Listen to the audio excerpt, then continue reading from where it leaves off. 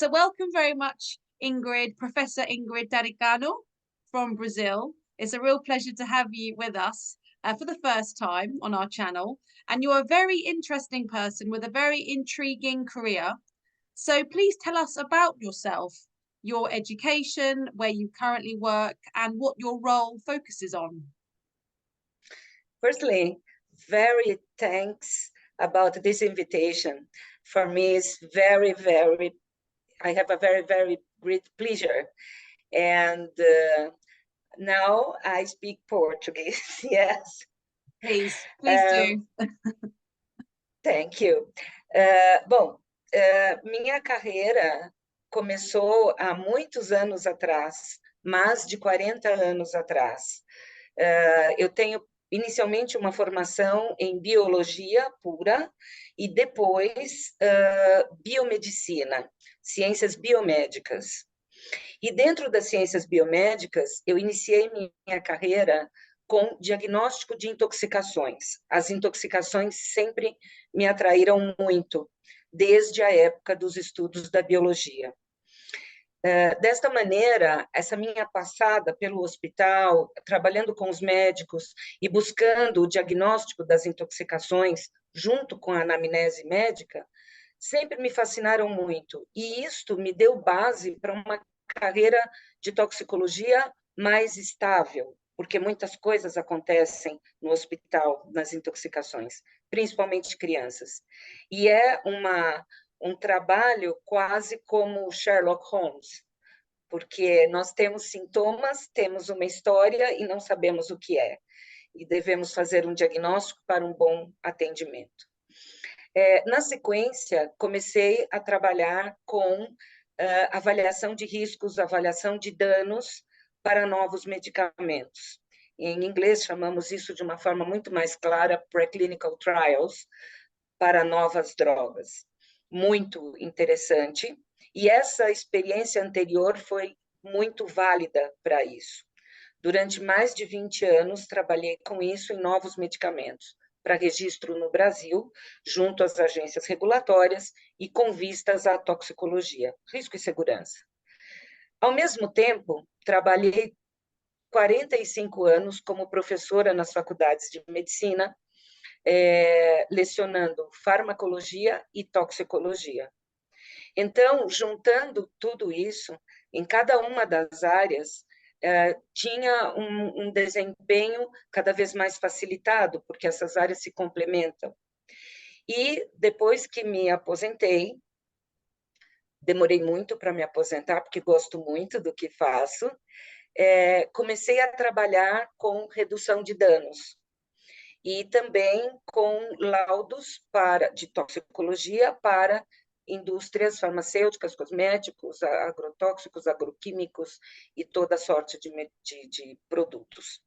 Então, hoje, o assunto aqui no Brasil muito importante em termos de redução de danos e toxicologia são os cigarros eletrônicos. Portanto, tenho tido muito trabalho nessa área. Thank you very much, Ingrid, for that very interesting introduction. So as you said, you are from Brazil, and I have a question about tobacco control and the situation in Brazil, which is interesting. So currently 9.1% of the adult population are smokers. And in terms of regulation, e-cigarettes are classified as tobacco products. And as tobacco products, their use in public places and on public transportation is prohibited. So why do you think that e-cigarettes have been given an equivalent status when it comes to regulatory restrictions in comparison with cigarettes and tobacco products in Brazil? Bem, em primeiro lugar, existe uma pressão antitabagista muito forte de algumas sociedades médicas. É interessante porque não são todas. Nós temos, em primeiro lugar, no ranking, a Sociedade Brasileira de Pneumologia, e a partir daí eu acredito que vem uma mistura de conceitos que reside em misturar os produtos de tabaco com os produtos de redução de danos. Então, neste mesmo cenário se mistura o cigarro a combustão, o cigarro eletrônico e o que mais vier. Esta discussão é infinita, porque eu tenho trabalhado muito, inclusive, os termos que se usam, e passei a usar até um termo como dispositivo nicotínico, para ver se consigo desmembrar esse conceito, mas é bem difícil. Então, nós percebemos isso com a lei, e ao mesmo tempo, uma incoerência, porque a lei no Brasil proíbe o uso de cigarros tradicionais em qualquer lugar fechado, em transporte público, em qualquer lugar que tenha 4 paredes e um teto. Se tiver 3 paredes e um teto, também, basta ter um teto. E agora se fala em cigarro eletrônico com a mesma necessidade ou com a mesma visão. Todavia, não existe uma legislação. A legislação apenas proíbe o cigarro eletrônico. E proíbe de que forma? Proíbe a produção, as indústrias de produzirem, e proíbe a venda. E não fala nada sobre o seu uso, pelo menos por enquanto. Então, as pessoas usam em qualquer lugar. E muita gente, inclusive, não sabe que cigarro eletrônico é proibido no Brasil. Já vi uma entrevista de um médico oncologista que disse isso, e o repórter saiu às ruas perguntando às pessoas: você sabe que cigarro eletrônico é proibido no Brasil? E a resposta: não, não sabia. Então, existe, além de uma legislação que não é clara, a falta de informação. Por isso, a regulamentação é muito importante no Brasil, muito importante. Thank you. And the Brazilian Health Authority Anvisa, linked to the Ministry of Health in Brazil, asked for submissions to be made, and the deadline was in February, regarding the future of the regulation of e-cigarettes, etc. Did you take part in that submission recently, and how did you get involved? And also, how did you mobilize others? Yes.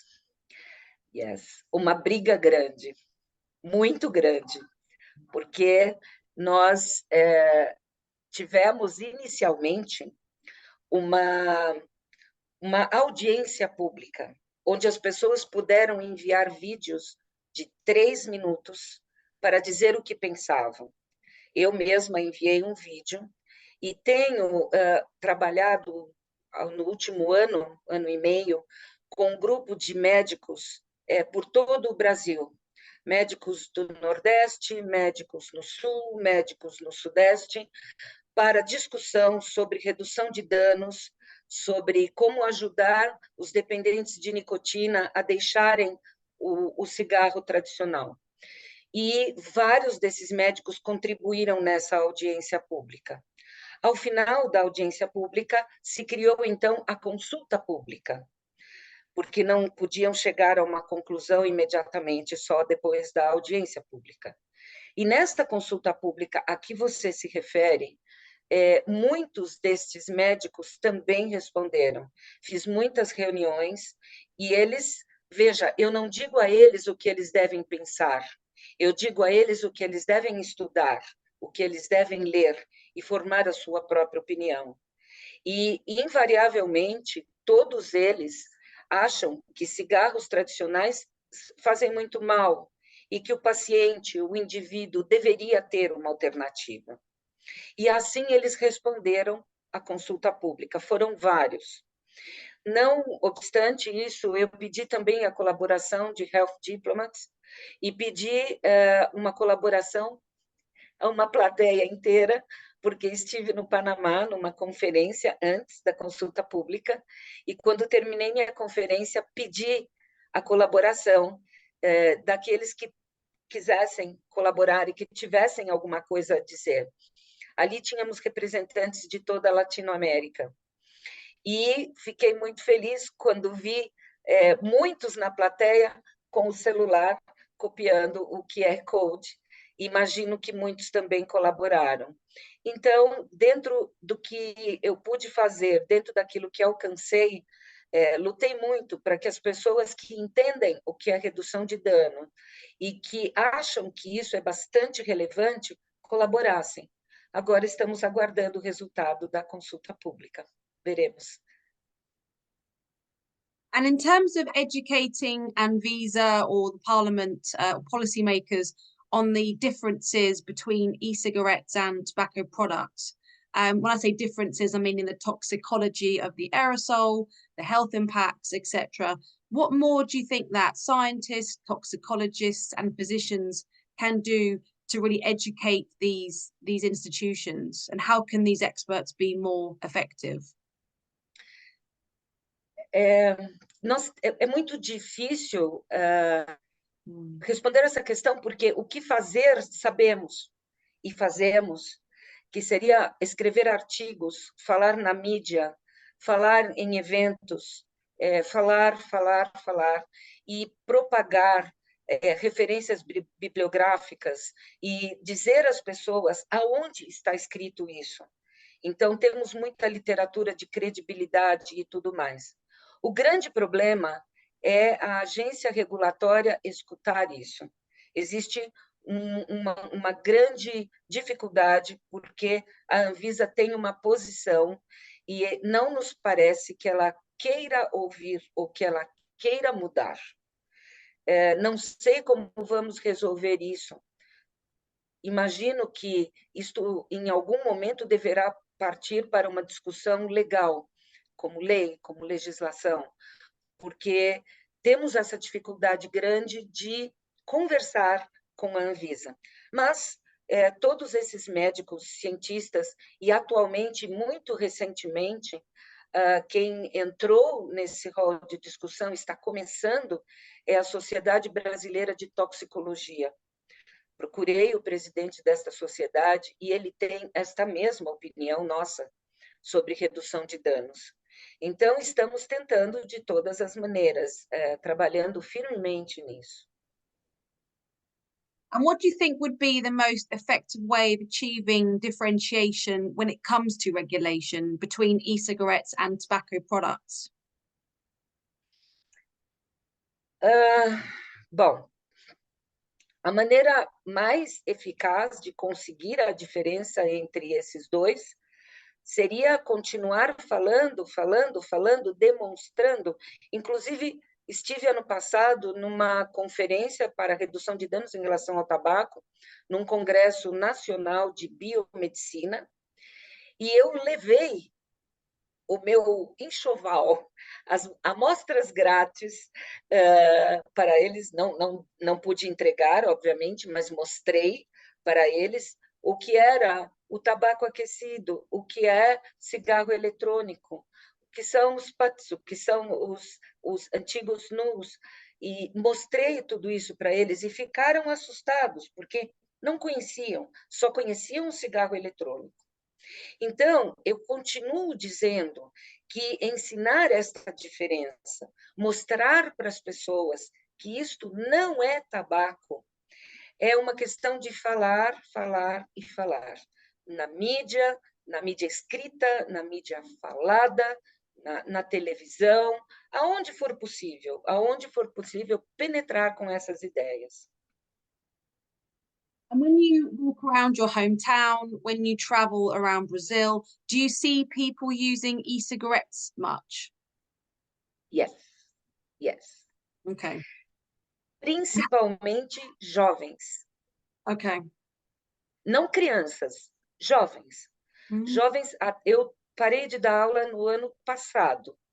E na hora do intervalo, eu saía fora, na rua, e sempre tinham grupos de estudantes de medicina usando vapes. Então, isto é comum, sim, principalmente em jovens. Na população de mais idade e até idosos, a gente não vê muito, vê, mas não vê muito. Agora, de jovens entre 18, 20, 25 anos, ou um pouco mais, se vê sim. À noite, nos bares, nas festas. Eu tenho andado por esses locais para ver, justamente, para aprender, para entender, e vejo, sim, muitos. And how about the use of heated tobacco products? Are they allowed in Brazil or banned? Eu não sei nem se a Anvisa sabe o que é isso. A lei fala de cigarros eletrônicos. Agora, depois da consulta pública, pode ser que tenhamos uma lei que cite os outros produtos utilizados para a redução de danos, porque eles devem ter recebido muita informação na consulta pública. Mas até hoje, o que temos para seguir, absolutamente nada, só sobre cigarros eletrônicos. E o interessante, no Brasil, nós não encontramos tabaco aquecido para comprar, e nem produtos de nicotina oral. Encontramos em qualquer tabacaria cigarros eletrônicos. Veja, eles são proibidos. Mas eu entro sistematicamente em tabacarias aqui no Brasil, peço e compro. Eu tenho aqui. E não é difícil, escolho o sabor, escolho o que eu quiser. Nada, não acontece nada. Eu compro e pronto, e qualquer pessoa compra. Agora, o tabaco aquecido, não. As pessoas perguntam, o que é isso? Não sabem. And in terms of just oral nicotine products, so the white pouches without tobacco, are these legal or are these prohibited in Brazil? O tabaco aquecido não tem legislação. Os produtos orais de nicotina não são proibidos porque as pessoas sequer os conhecem. Então, como eu disse, o foco no Brasil é o cigarro eletrônico. Pode ser que agora, como resultado da consulta pública, diante do fato que eles escutaram falar desses outros produtos, sintam a necessidade de incluir na lei. Mas, por enquanto, nada. And if smokers could use these oral nicotine products to switch away from smoking, do you think that they could actually save lives? Sim, os produtos, o que eu penso, né? Os produtos de nicotina oral, cigarro eletrônico, tabaco aquecido, a exemplo de tudo que podemos ver no mundo, são produtos que salvam vidas. E a regulamentação no Brasil é muito, muito importante por isso. Como no Brasil nós não temos muitos eventos, a não ser aqueles onde eu, até de uma certa forma, faço com que aconteçam, mas nós não temos eventos que discutam esse tema. Eu tenho ido a eventos fora do Brasil, onde eu tenho aprendido muito, e realmente, quando a gente olha o exemplo de outros países, não tem discussão. É, sim, um elemento para salvar vidas, com certeza é. And in terms of events or conferences within Brazil, or it could be anywhere else, which ones do you attend each year to keep up with the latest information and knowledge regarding tobacco harm reduction? Very difficult. No Brasil, muito difícil, muito difícil. Nós não temos esse tipo de educação científica no Brasil atualmente. Temos muitos eventos antitabagistas, onde se misturam os produtos para redução de danos também.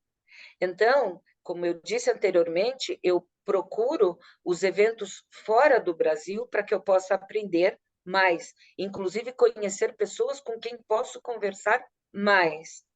Este ano eu pretendo ir, não sei se vou conseguir tudo isso, mas pretendo estar no E-Cigarette Summit nos Estados Unidos e também E-Cigarette Summit UK. Pretendo fazer isso. E alguns outros eventos na América Latina, justamente para encontrar pares para discutir e aprender e trazer para o Brasil, para discutir com esses médicos com quem tem um projeto, digamos assim, educativo. And in terms of your work plans for this year, what do you have planned? Anything exciting? Muito, very excited, mas ainda estamos fazendo a agenda, né? Eu já tive alguns convites para falar, estamos aguardando as confirmações, porque estão sendo feitos planos para os eventos do ano todo, mas uma coisa é clara, eu estou sempre à disposição para falar, aqui na América Latina, principalmente, porque existe uma discussão mais acalorada do que especificamente no Brasil.